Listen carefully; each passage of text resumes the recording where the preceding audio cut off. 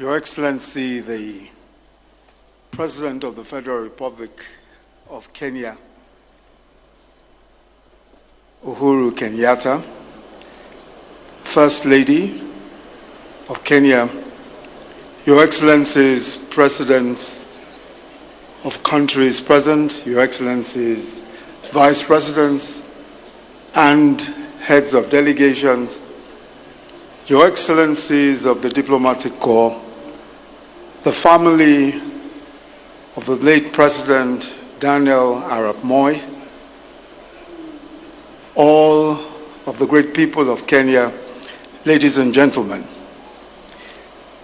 I bring most respectful condolence on behalf of President Muhammadu Buhari, President of Nigeria, and the people of Nigeria on this occasion of the celebration of the life of a great African patriot and one of the foremost leaders of the decolonization of Africa.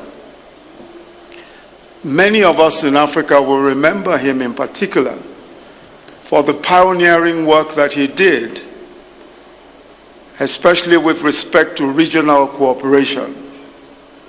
He was, as we've heard, very instrumental in the resuscitation of the East African community, along with President Museveni and others.